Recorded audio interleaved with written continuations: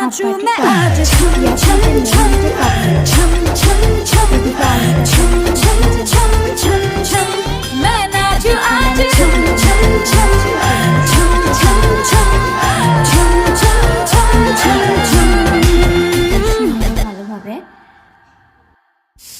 মাংসটা কষানো হয়ে গেছে। এবার আমি সেদ্ধ করে নেব।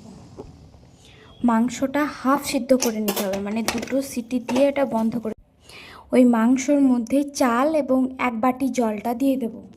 এখানে আমি দই এবং গরম মশলাগুলো দিয়েছিলাম, কিন্তু ভিডিওটা করতে ভুলে গেছিলাম।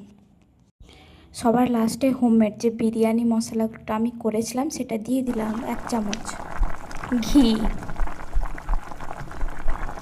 ধনে পাতা এবং একটু লবণ দিয়েছিলাম। এবার দুটো সিটি দিয়ে এটাকে নামিয়ে নিতে হবে। আমার ইয়াখনি পোলাও রেডি। এবার আমি গরম গরম সার্ভ করব।